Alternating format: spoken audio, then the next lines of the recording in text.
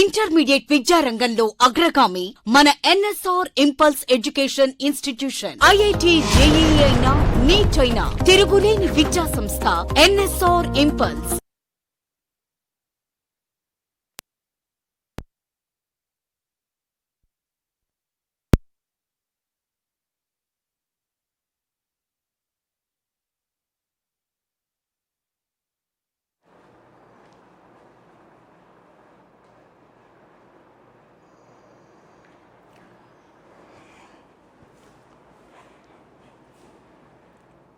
Start చేశారు sir already.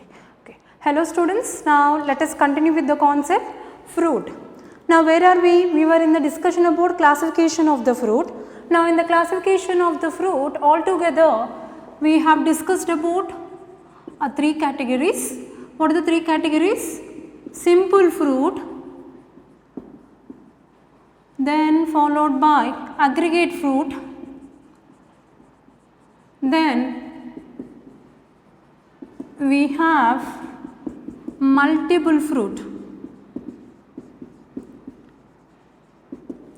Altogether we have discussed about three types of the fruit. We need to discuss about three types of the fruit. Now so far we completed simple fruit, we have completed aggregate fruit, we have completed. Now let us continue our concept with the third category called as multiple fruit. So let us discuss now the multiple fruit. So if you take the multiple fruit, let us study multiple fruits.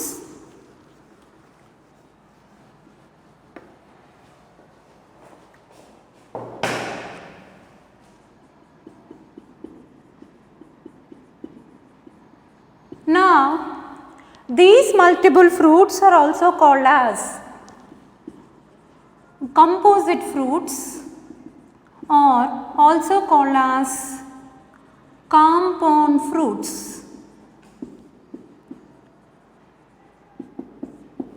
Okay, so what do we call them? Multiple fruits which are also called as composite fruits, which are also called as compound fruits. Now what exactly meant by this multiple fruits? Now let me tell you clearly. The fruits develops from inflorescence. The fruit develops from inflorescence.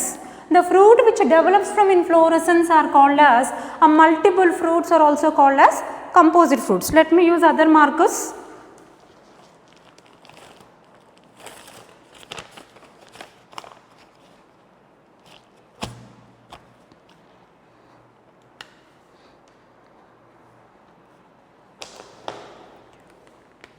So here in this case if you take inflorescence, if it is involved in the development of the fruit, such type of fruit are called as what? Multiple fruits. Now here, or you can say that entire inflorescence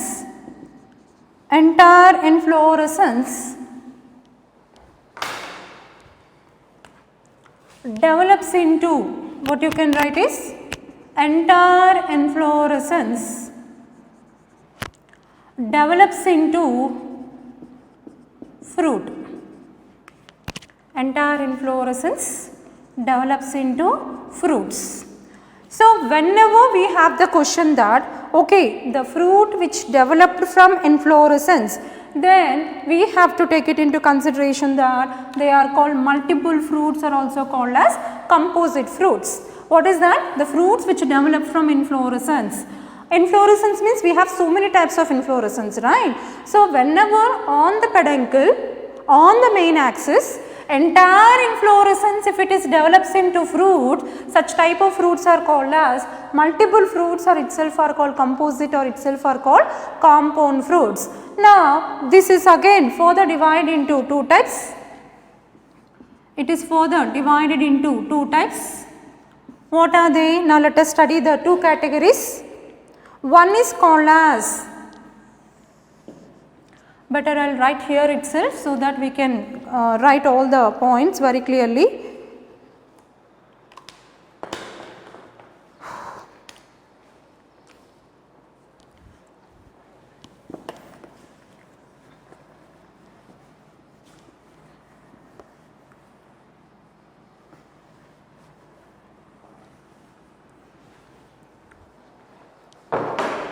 What are the two types we have? First let us take A is called Sorosis and other category it's called as Syconus. So try to remember multiple, sometimes even we have questions from multiple fruits on the final NEET paper. So it's essential for all of us to study very clearly about the two types of multiple fruits. What are they? First one is Sorosis and second one is called as Syconus. Now let us discuss about Sorosis here. Now in this case, I means inflorescence, so better let me write completely. Now in this case, inflorescence develops from spike or spadix. Inflorescence develops from a spike inflorescence or maybe sometimes a spadix inflorescence or sometimes from a catkin inflorescence. Then such type of fruit is called as Sorosis. Now these three will fall in which category? Guys, we discussed about inflorescence. In inflorescence what we have discussed? Racemose inflorescence with pedicellate flowers. And second category what we have discussed? Racemose inflorescence with sessile flowers. Now the three categories: spike inflorescence, spadix inflorescence, catkin inflorescence. These types of inflorescence fall in which category? The category of racemose inflorescence with sessile flowers. There we studied spike inflorescence, spadix inflorescence as well as catkin inflorescence. So try to remember, when we say that racemose inflorescence with sessile flowers, what type of fruit is produced from them? If you get the question, try to remember the type of fruit is called Sorosis. If Sorosis wasn't there in your given options, make sure that you have to remember either you will find option of multiple fruit, if not composite fruit, if not you will find a compound fruit. Right. So here inflorescence develop from spike inflorescence or spadix inflorescence or catkin inflorescence, it's called as what? Sorosis. Now let us take examples for Sorosis here. Now we can write examples. Artocarpus, this is one thing, and also Morus. Did you remember Morus? Morus is nothing but what? Mulberry. Morus is nothing but what? Mulberry. Artocarpus, Morus. Remember, both of them belong to the family Moraceae. Both of them belong to the family Moraceae. Artocarpus, Morus. Morus, did you remember? We studied catkin. Example is Morus. Morus is commonly called as mulberry and these two belong to the family called as Moraceae. Similarly, you can also take other example. Ananus. Ananus sativum. It's commonly called as pineapple, but here this belongs to the family Bromeliaceae. So sometimes whenever we get the question that, so here what is that? Artocarpus, Morus. Morus is commonly called as mulberry. These two belong to the family Moraceae. Ananas sativum, pineapple, it belongs to the family Bromeliaceae. Moraceae members, some of the Moraceae members and some of the Bromeliaceae members, they exhibit the type of inflorescence is called as Sorosis inflorescence. I is meant by inflorescence. What is Sorosis inflorescence? Inflorescence which develops from catkin or spike or spadix. It is called as Sorosis inflorescence. Now these are the examples for all of us to remember. Now let us go with the second category. Second category itself is called as Syconus. Now when you take the Syconus here, now in this case, inflorescence develops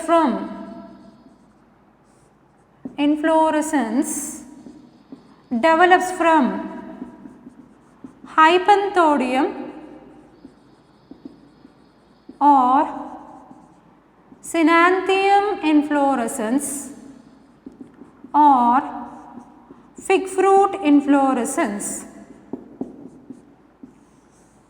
Such type is called as Cyconus. What we are discussing here, inflorescence develops from hypanthodium. Hypanthodium inflorescence itself is called Cynanthium. Guys, I think it's visible. Let me check once.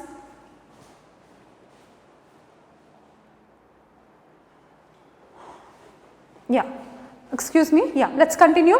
Hypanthodium itself is called as, guys, try to remember, earlier we studied that as fig fruit inflorescence. Now, fig fruit inflorescence, I told you to remember, it's a special type of inflorescence, also called as hypanthodium. Now, I am trying to give one more terminology for hypanthodium. Fig fruit inflorescence is also called as Cynanthium inflorescence. Cynanthium inflorescence, all meaning same. We are speaking about fig fruit inflorescence. Fig fruit inflorescence is itself is called hypanthodium, itself is called Cynanthium. Whenever the fruit develops from hypanthodium, such type of fruit is called as Cyconus fruit. Here this is not inflorescence, you have to write this is fruit. F means fruit, F-R-U-I-T, Cyconus fruit. Similarly, the fruit, whenever we get the question that the fruit which developed in ficus, because fig fruit example is ficus, right? Or the fruit which develops from hypanthodium, it's called as a Cyconus fruit. If Cyconus fruit was not there in the option, then you have to choose composite fruit. Right? Now, let us take the examples. What are the examples for this? You all know it very well. Ficus. What is ficus? Banyan tree. Ficus bengalensis itself is called as Ficus bengalensis. Another example what we can take is Dostenia. Now remember, both ficus as well as Dostenia, both of them belong to the family Moraceae. Both of them belong to the family Moraceae. Okay, so again I say inflorescence that develops from hypanthodium itself is called Cynanthium, itself is called fig fruit inflorescence. Now where do you find this? Ficus itself commonly called as banyan tree. Dostonia itself we call it as, it belongs to the family called Moraceae. Then what you can understand in this? Now you can understand Moraceae, it's a major one. Moraceae is a major one. Now this Moraceae family, characteristic of containing which type of inflorescence? Characteristic of containing a multiple inflorescence. Itself is referred as what? A composite inflorescence. Itself is called as a compound inflorescence. Compound inflorescence gives rise to compound fruits. Now all together, now multiple composite or compound fruits, they divide into two types. Let us have a quick revision. What are the two categories? First one is called as Sorosis fruit, and what is the second one? It's called as Cyconus fruit. When you take the Sorosis fruit here, what you find in this? Inflorescence develops from. Here fruit develops from. Better you can write down, instead of inflorescence, better you can write down the fruit develops from. Because you all know it very well, inflorescence itself gives rise to flower, flower itself gives rise to what? Fruit. So, inflorescence develops from spike, or you can write fruit develops from catkin or spike inflorescence or spadix inflorescence, itself is called as what? Sorosis. Right? Itself is called as Sorosis. Where do you find? Artocarpus. See now the pronunciation. Make sure that you practice all examples. What is the first category? Artocarpus. And second category is Morus. It's commonly called as mulberry. And third one is Ananas sativum. It's commonly called as pineapple. Now when you look at here, Artocarpus morus, both of them belong to the family Moraceae. And Ananas sativum pineapple, it belongs to the family Bromeliaceae. Members of Moraceae and Bromeliaceae, they contain Sorosis. It will come under the type of multiple. Similarly, Cyconus fruit when we take, here also either you can write inflorescence because inflorescence itself results in fruit, right? Inflorescence itself results in fruit. Inflorescence develops into flower, flower develops into fruits. So here the fruit develops from Hypanthodium or Cynanthium or fig fruit inflorescence, then such type is called as a cyconus fruit. You know Hypanthodium, it will come under a special type of inflorescence. What are the examples we can see? Ficus, Ficus bengalensis, the common name is banyan tree, and other one is Dorstenia. Now both of them belong to the family Moraceae. So whenever we get the question, composite fruit or compound or multiple fruit develops from where or is a characteristic feature of which family, if at all the question is there, you have to remember Moraceae and some extent some members of Bromeliaceae, right. Now let us continue further.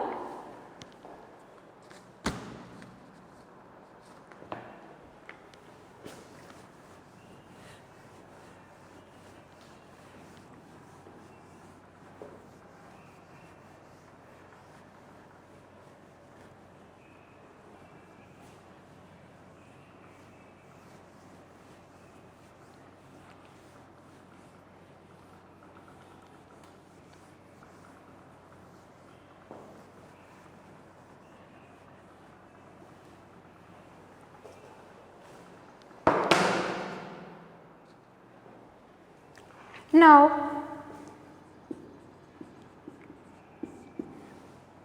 let us talk about the table, because as we discussed that fruit is very important for the NEET.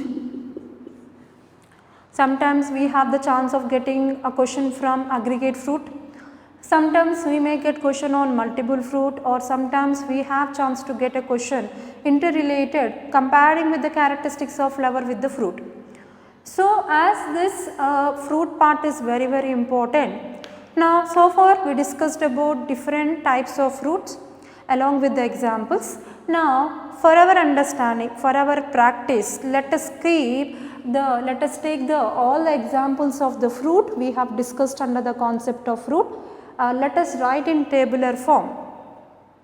As like earlier, you know table form, table means do not worry, at a time I will not give you all the parameters to study and remember, hardly few 2 or 3 or 4 maximum 2 or 3 parameters I will try to give you. They are nothing but known examples of the fruit.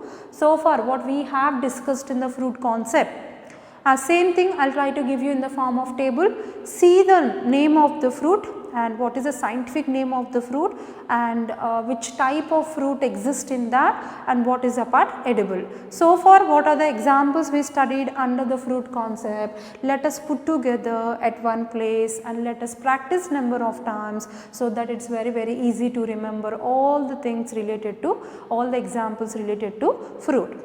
Now what you can do is take the horizontal page and start writing the table. This is what I am giving you, it is nothing but a table for fruit. Okay. So fruit, for fruit we are going to study the table, right. Now let us start writing the table. The first one is botanical name.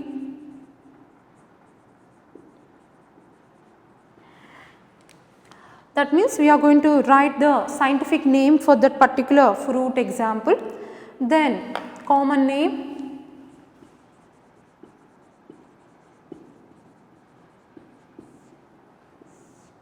then we get family to which it belongs, and then type of fruit, and the edible morphological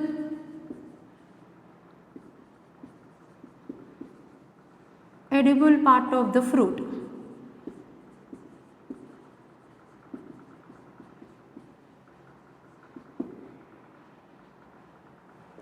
So what are the parameters we have written?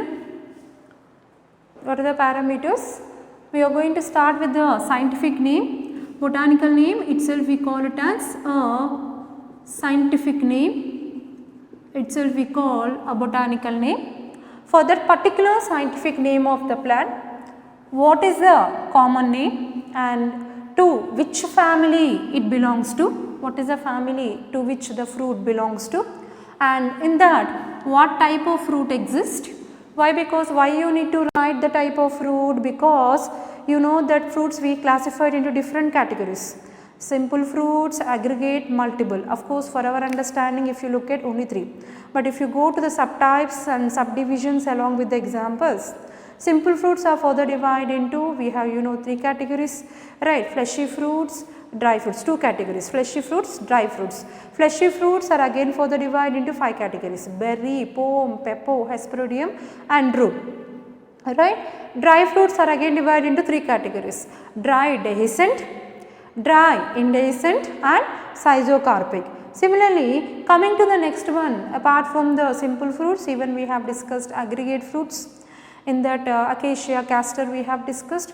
Multiple fruits are being divided into 2 more categories, sorosis and syconus. Apart from this, we studied false fruits.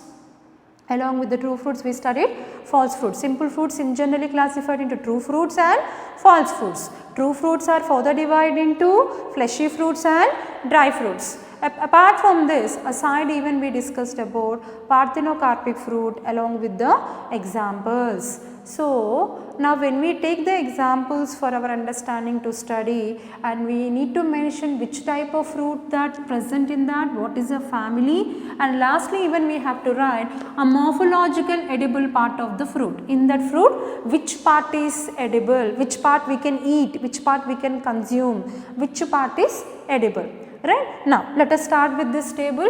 Let us take the first one as Anacardium occidentalis. Anacardium occidentalis.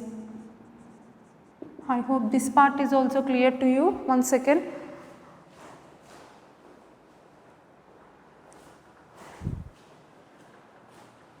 Okay, so this is nothing but Anacardium occidentalis. Yeah, this is clear. You can see this from here. We are going to start first one, Anacardium occidentalis.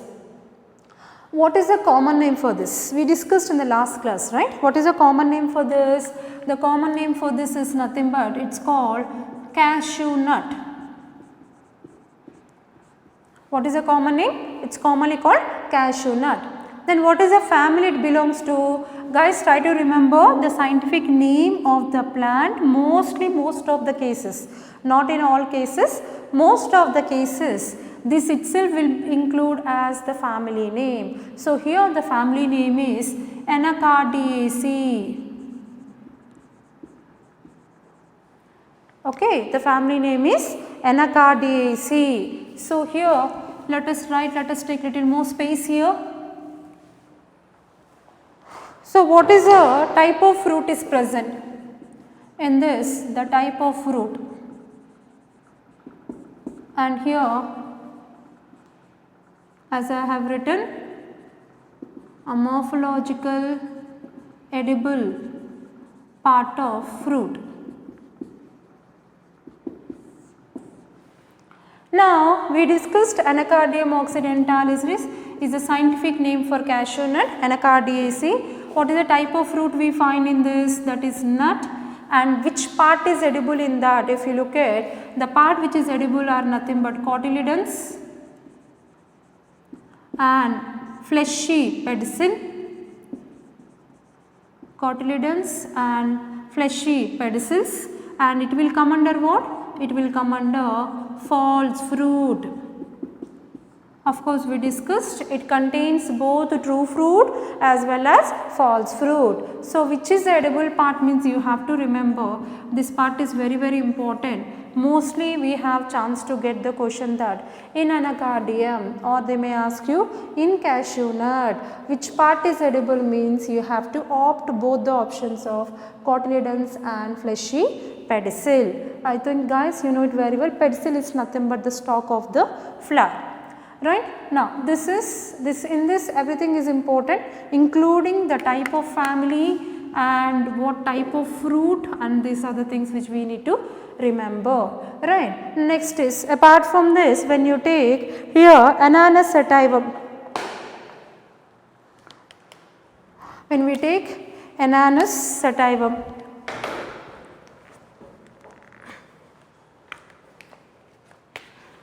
So what is the second category in the Ananus sativum? Ananus sativum. Okay, this is commonly called as a pineapple. So we discussed just for this, for psychosis, multiple fruit inflorescence. What is the scientific name for Ananus sativum? You need to remember the scientific name of the plant along with the common name, pineapple. And here it belongs to the family Bromeliaceae. Pineapple belong to the family Bromeliaceae. Right. Now when you take the pineapple Bromeliaceae here, now this belong to what type of fruit you find in this? You find the type of fruit is nothing but psychosis. Psychosis fruit. What is that psychosis fruit? It's nothing but a multiple fruit. What is that psychosis fruit? It's nothing but multiple fruit. Now in this, what is edible? In this, what is edible? Pineapple, what we eat, what is the edible thing what we eat is of which part? Now try to remember, that's nothing but, even edible part very very important to remember, inflorescence axis and succulent bracts.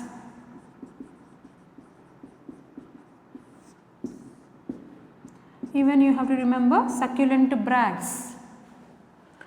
We people have studied about bracts and inflorescence. So make sure that when we take the second example, nothing guys, I am just trying to give you the one which starts with A. Right. So the second one is Ananus sativum. Common name is pineapple. It belongs to the family Bromeliaceae and type of fruit is psychosis fruit, multiple fruit, and edible part is inflorescence axis and succulent bracts. So succulent meaning juicy and succulent, right? Juicy. Inflorescence axis is also edible, right? Now the next one, let us talk about the next one. So when we take the next part here,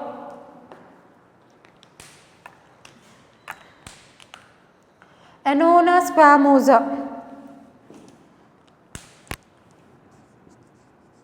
Annona squamosa. Right. Now this is commonly called as custard apple.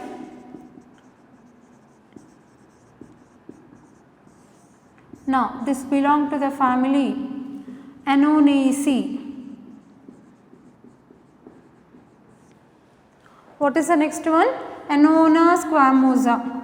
It's commonly called as what? Custard apple. It belongs to which family? Annonaceae. And what is the type of fruit you find here? Now the type of fruit is nothing but aggregate fruit. What type of fruit we study? Aggregate fruit. Now in that which part is edible? It's here we can take mesocarp and endocarp of each fruitlet. Now edible part are very very important to remember.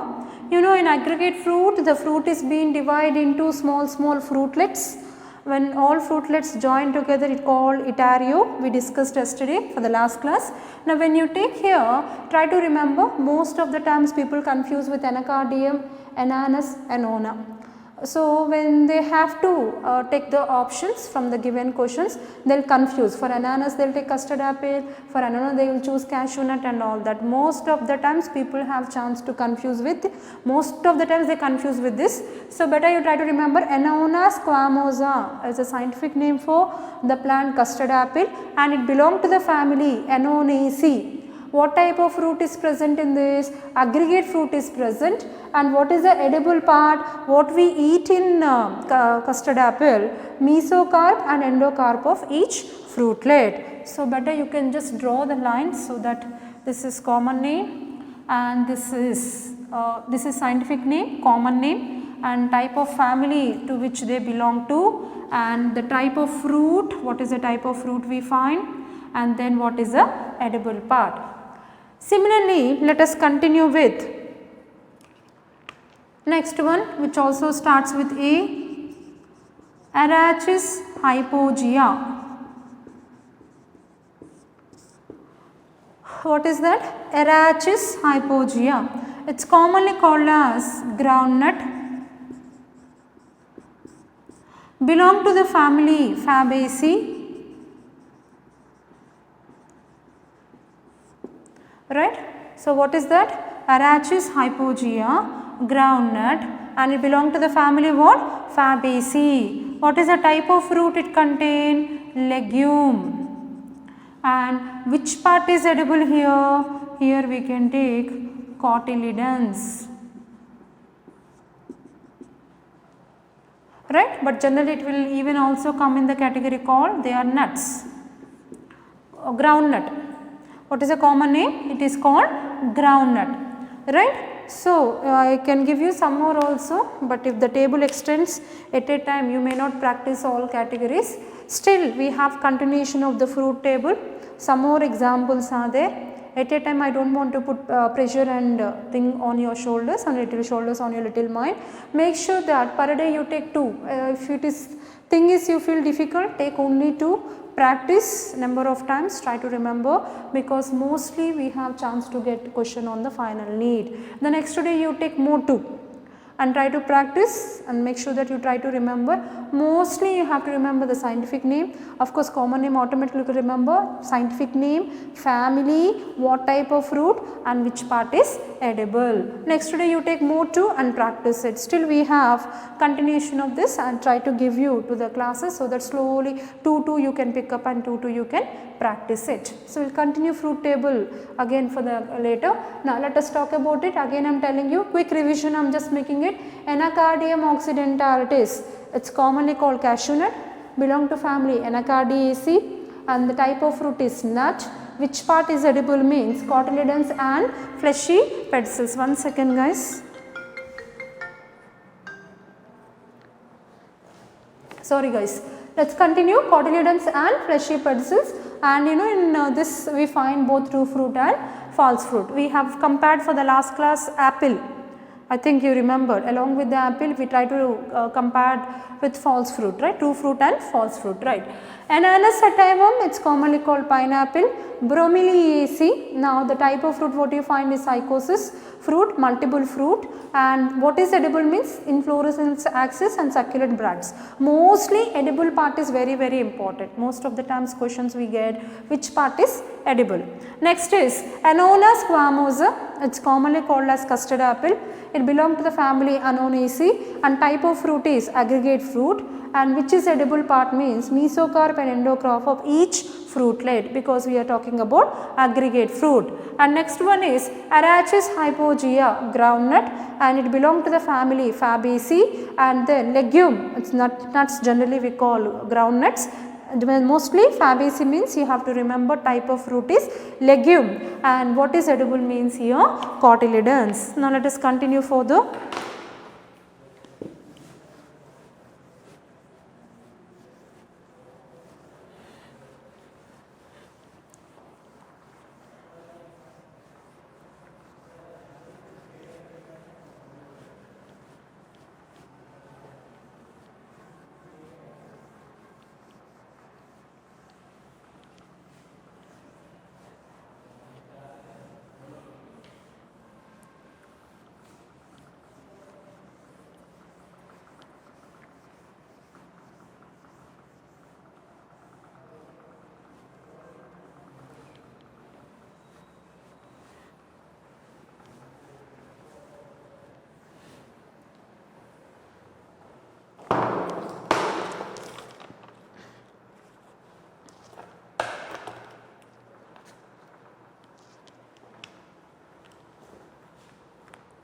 Now, let us continue with table 1.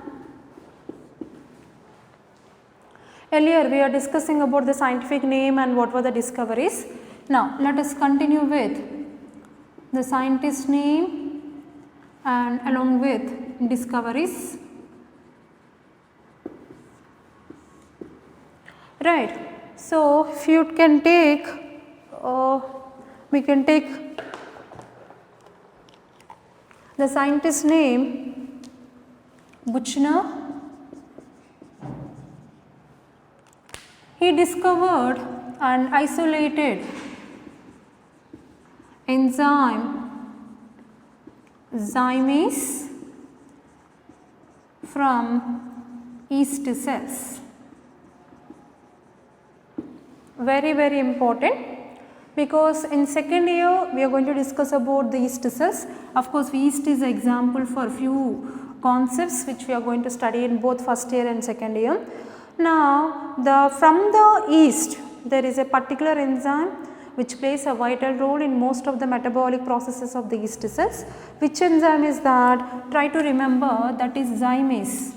So, remember, the zymase is an enzyme extracted by the scientist Buchner.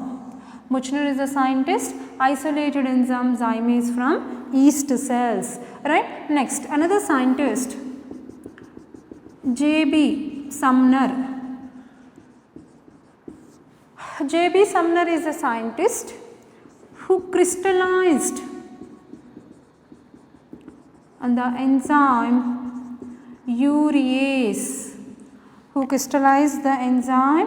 urease, right. Yeah, very important. Again I will tell you, J.B. Sumner is a scientist who first crystallized means he could able to extract the enzyme, he could able to see the protein nature of the enzyme, where enzyme coagulate and appears like a small crystals. The crystallized form of the enzyme urease was identified by J.B. Sumner. Even we talk about this particular enzyme in between the concepts of the coming chapters. At the time when I question you who discovered the urease, make sure that you have to remember J.B. Sumner, right. Then let us continue further. Now, when you take other scientist, Bentham and Hooker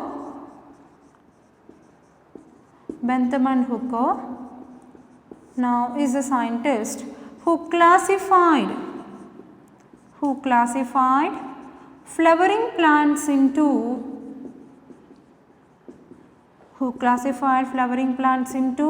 three types.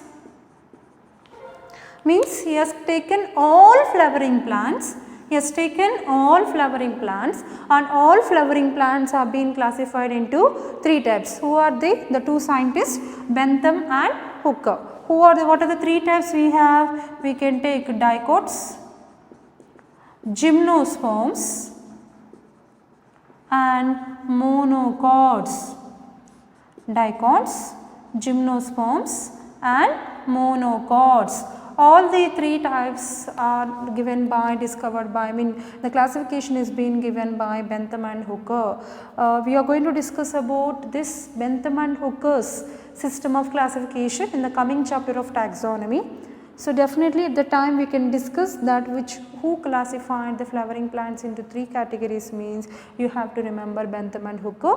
So, in the concept we have Bentham and Hooker system of classification completely is there. In that we are going to discuss all three types and all the subcategories like orders, families and everything we are going to discuss, right. Now, let us take 3 for table 1, scientist name and discoveries. Buchner is a scientist who isolated the enzyme zymase. Zymase is from yeast cells. And J.B. Sumner crystallized the enzyme urease, try to remember. Bentham and Hooker classified the flowering plants into three types. What are they? Dicots, monocots and gymnosperms. Try to remember these things.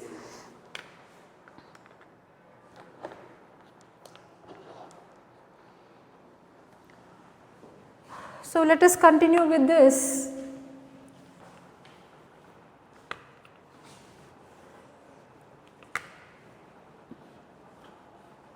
Let us go with this table 2.